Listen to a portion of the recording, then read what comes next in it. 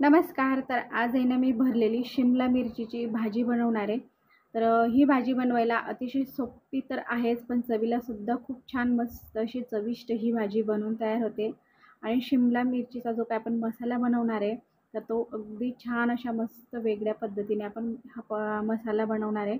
त्याच्यामुळं व्हिडिओ कुठेही स्किप न करता अगदी शेवटपर्यंत पहा.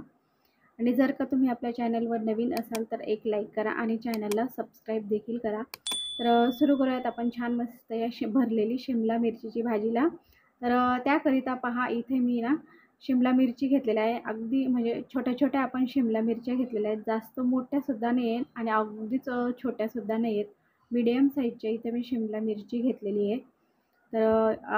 500 ग्रॅम आपल्या इथं शिमला मिरच्या आहेत.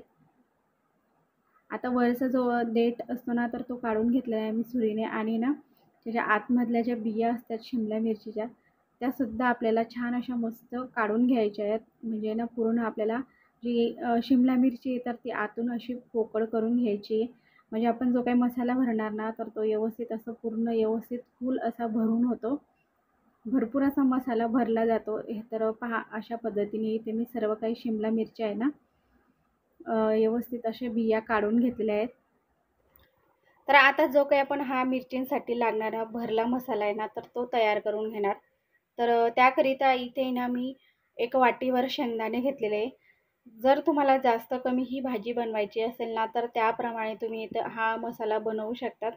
किंवा जास्तीचा मसाला बनवायचा असेल तर ती रेसिपीसुद्धा मी इथं अपलोड केलेली आहे. म्हणजे भरला मसाला कसा तयार करतो ते सुद्धा मी इथं आपल्या चॅनलवर छान अशी मस्त आपली ही रेसिपी आहे, तर पाहू शकतात तुम्ही. तर अशा पद्धतीने पहा, आपले शेंगदाणेसुद्धा छान असे मस्त भाजून झालेले आहेत. आता ह्याच पॅनमध्ये ना मी खोबरंसुद्धा टाकून घेणार आहे.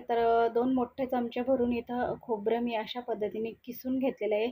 छान असं आपल्याला हे खोबरंसुद्धा मस्त भाजून घ्यायचं आहे. थोडंसं अर्धवट इथं भाजून झाल्यावर याच्यामध्ये ना मी एक मोठा चमचाभर तीळ टाकून घेणार आणि ती सुद्धा छान आपल्याला ह्या खोबऱ्यासोबत व्यवस्थित अशी परतवून घ्यायची आहे. तर पहा, खोबऱ्याचा रंग बदललेला आहे, म्हणजे व्यवस्थित असं भाजून झालेलं आहे. याच्यापेक्षा जास्त आपल्याला लालसर करून घ्यायचं नाही आहे. अगदी ह्याच पद्धतीचं आपलं खोबरं व्यवस्थित असं ह्या मसाल्यासाठी तयार झालेलं आहे. हे सुद्धा मी काढून घेणार आहे. तर आता आपलं खोबरं आणि शेंगदाणे देखील छान असं थंड झालेले आहेत. आता मी हे मिक्सरला बारीक करून घेणार आहे.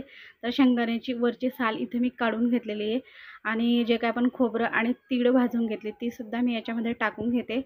आता आहे ना आपल्याला याची थोडीशी जाड अशी भरड करून घ्यायची, जास्त बारीक करायचं नाही आहे. तर पहा, अशा पद्धतीने थोडंसं मी इथं जाडसरच ठेवलेलं आहे. आता इथे मी एका बाउलमध्ये शेंगदाणे आणि खोबऱ्याचं कूट काढून घेतलेलं आहे आणि याच्यामध्ये ना काही आता मसाले टाकून घेणार आहे. तर 1 चमचा मी इथं धना पावडर आणि 1 चमचाभर लाल चटणी, 1 चमचाभर आहे ना जिरे पावडर घेतलेलं आहे, पाव चमचा हळद आणि चवीप्रमाणे मीठसुद्धा याच्यामध्ये मी आत्ताच टाकून घेतलेलं आहे. आणि हिरवं वाटण घेतलेलं आहे. तर मी इथं लसूण आणि मिरची कोथिंबिरीचं 1 मोठा चमचा भरून आहे ना ते वाटण इथं तयार करून घेतलेलं आहे आणि ते आपल्याला याच्यामध्ये टाकून घ्यायचं आहे. तर अशा पद्धतीने जर वाटण करून घालणार ना तुम्ही, तर आणखीनच आपल्या ह्या भरलेली मिरचीला खूप छान मस्त अशी चव येते. वरून आपल्याला मस्त बारीक चिरलेली कोथिंबीर घालायची आहे आणि अशा पद्धतीने मी इथं सर्व काही मसाले व्यवस्थित असे मिक्स करून घेतलेले आहेत. आता पहा, आता व्यवस्थित आपला हा मसाला बनवून तयार झालेला आहे. तुम्हाला जर जास्त कोरडं वाटत असेल तर याच्यामध्ये थोडंसं तुम्ही पाणी ॲड करू शकतात. पण आपलं जे आपण वाटण घातलं होतं तर बऱ्यापैकी ते ओलावा होता त्याला आणि ओलसर होतं. त्याच्यामुळे आपल्याला इथं पाण्याची अजिबात गरज लागलेली नाही आहे. आता इथे मी हे मिरची ना व्यवस्थित अशी फुल भरून घेणार आहे. दाबून दाबून आपल्याला छान असं मस्त जेवढा ह्या मिरच्यांमध्ये मसाला मावेल ना, तर तेवढा व्यवस्थित असा भरून घ्यायचा आहे. तर हे बघा, अशाच पद्धतीने मी तर सगळ्या काही शिमला मिरच्या आहेत ना, त्या छान असं मस्त मसाल्याने भरून घेणार. तर पाहू शकतात, खूप छान मस्त आपल्या इथं मिरच्या भरून झालेल्या आहेत आणि इतका मसाला आपला उरलेला आहे. तर त्याचासुद्धा मी नंतर वापर करणार आहे.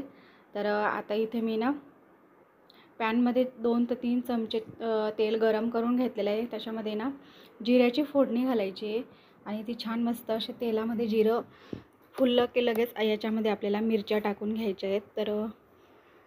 व्यवस्थित आपल्याला मिरच्या ठेवून घ्यायच्या आहेत, म्हणजे छान असं आपल्याला सगळ्या बाजूने ह्या मिरच्या आहेत ना शिजवून घ्यायच्या आहेत.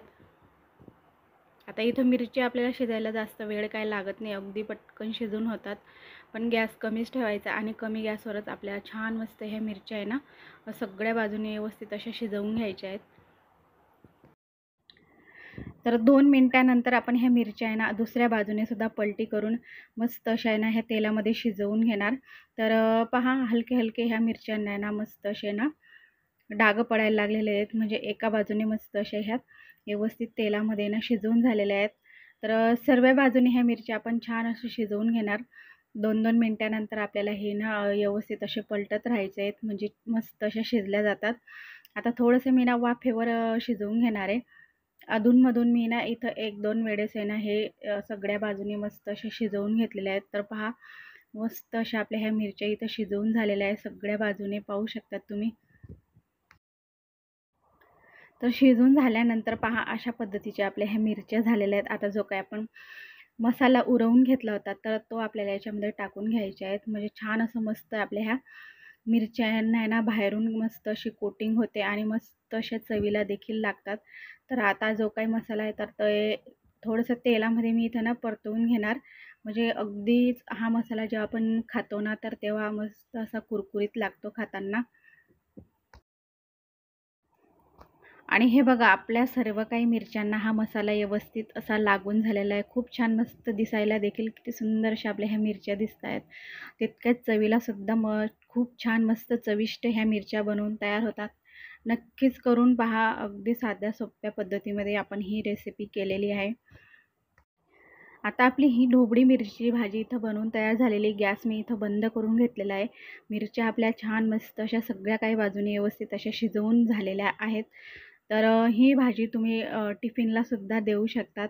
आणि जर का मुलांना आवडत नसेल शिमला मिरचीची भाजी तर ते सुद्धा आवडीने खातील, कारण भरला मसाला आपला तितकाच खूप छान मस्त असा चविष्ट झालेला आहे. तर नक्कीच करून पहा. जर का तुम्हाला माझी रेसिपी आवडली असेल तर एक लाईक करा आणि आपल्या चॅनलवर नवीन असाल तर चॅनलला नक्कीच सबस्क्राईब करा. तर भेटूयात अशाच नवीन आणि छान छान रेसिपीसोबत. आणि माझी पूर्ण रेसिपी पाहिल्याबद्दल खूप खूप मनापासून धन्यवाद.